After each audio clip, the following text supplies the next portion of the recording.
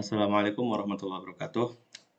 Eh, pada kesempatan kali ini, kelompok kami akan mempresentasikan hasil dari tugas besar Big Data kami yang berjudul Go Parkir.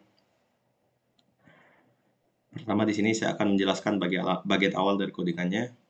Pertama-tama di sini PySpark akan diinstal, lalu setelah itu akan dimasukkan beberapa library yang dibutuhkan seperti Pandas, NumPy, Matplotlib, dan Seaborn.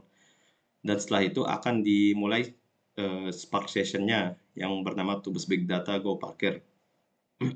Lalu selanjutnya di bagian codingan yang kedua, seed untuk randomization-nya ditetapkan menjadi 42 agar hasilnya itu tetap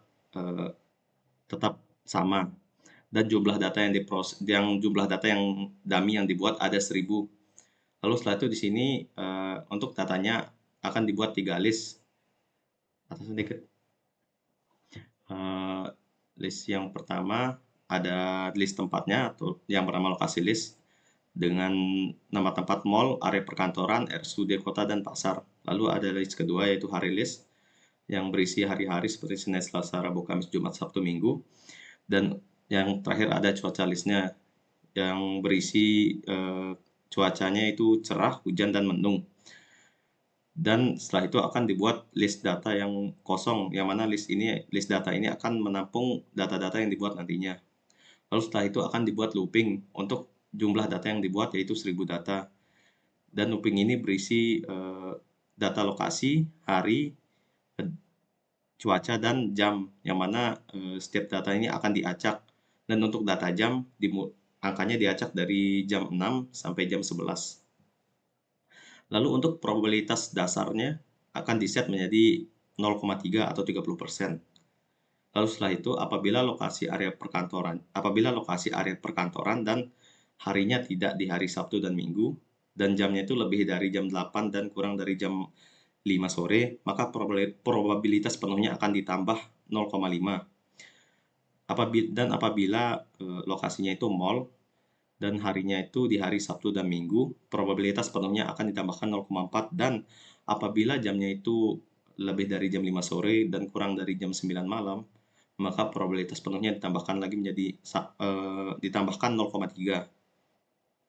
Lalu selanjutnya sini ada lokasi RSUD kota, yang mana apabila jamnya itu lebih dari jam 7 pagi dan kurang dari jam 11 siang, atau lebih dari jam 4 sore dan kurang dari jam 6 sore, maka probabilitas penuhnya itu ditambahkan 0,45. Dan apabila lokasinya itu pasar dan jamnya itu lebih dari 6 pagi dan kurang dari 10 pagi, maka probabilitas penuhnya ditambahkan 0,5. Dan apabila cuacanya itu hujan, maka probabilitas penuhnya akan ditambahkan menjadi 0,1. Lalu yang selanjutnya sini akan dipastikan probabilitasnya itu tidak lebih dari 100. Dan setelah itu akan dibuat sebuah tabel, yang mana tabel ini berisi lokasi, hari, jam, cuaca, dan status parkir. Tabel ini akan menampilkan 5 data teratas dari data yang dibuat sebelumnya. Dan yang terakhir akan dibuat skema dari PySpark-nya. Hasilnya seperti di bawah ini. Hasil tabelnya. Oke, untuk penjelasan selanjutnya akan saya serahkan ke teman kelompok saya.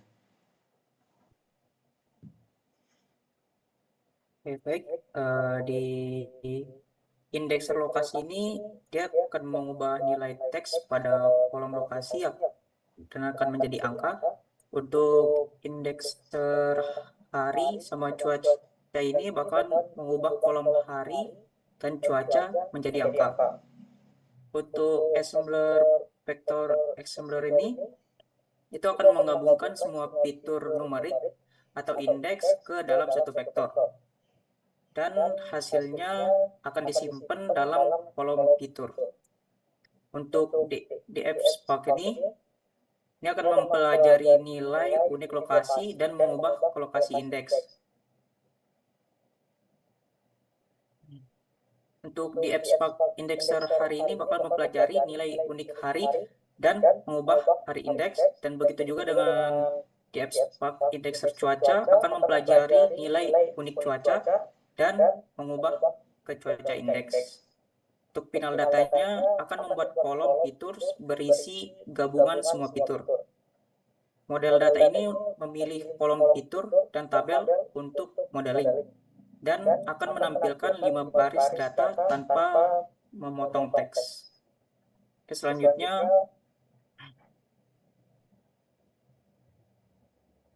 train data, tes data, ini akan membagi data menjadi 80% training dan 20% testing. RF Random Forest Klasifikasi ini akan membuat model Random Forest Klasifikasi dengan kolom yang akan diprediksi yaitu status parkir. Kolom ini berisi fitur input, jumlah pohon dalam random forest, seed untuk hasil yang konsisten. Untuk model ini akan melatih model menggunakan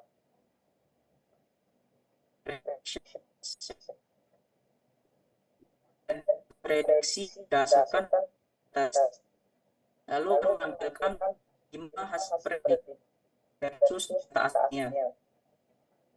Pada ini membuat evaluator untuk menghitung akurasi. Terus untuk level ini level sebenarnya yaitu status parkir, nilai prediksi dari model, metrik yang digunakan adalah akurasi.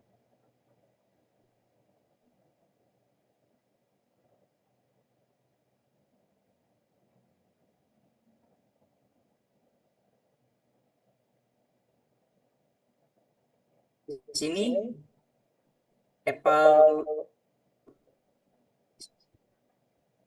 akurasi sama dengan evaluator.evaluates ini akan menghitung akurasi model dan akan menampilkan akurasi dalam persentase. Berikut ini adalah hasil prediksinya.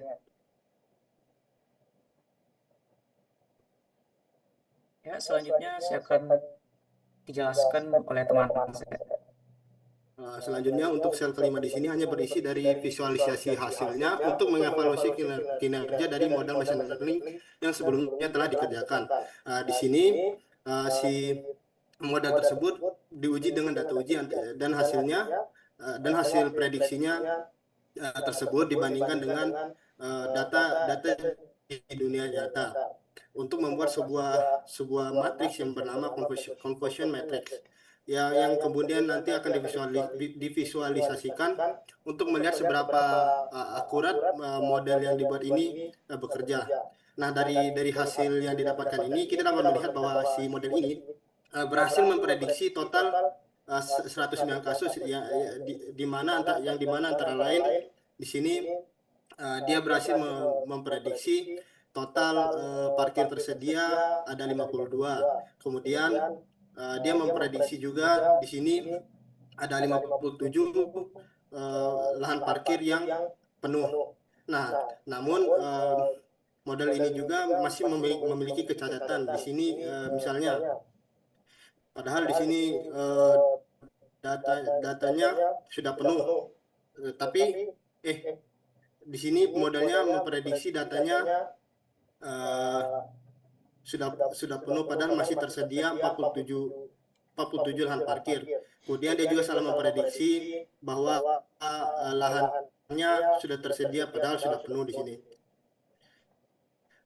Kemudian selanjutnya model ini menunjukkan bahwa akurasi dari model ini cukup baik, namun cenderung masih sering membuat kesalahan dengan memprediksi penuh, padahal tempat parkir masih tersedia. Contohnya tadi seperti 47 lahan parkir ini. Terakhir, kesimpulannya, kinerja dari si random forest ini berhasil mengklasifikasikan status parkir dengan akurasi yang cukup baik, membuktikan bahwa pola parkir dapat diprediksi berdasarkan waktu dan lokasi. Faktor utama kepadatan adalah jam dan lokasi. Misalnya di daerah perkantoran yang jam kerjanya itu padat, kemudian di mall yang padat pada malam atau akhir pekan.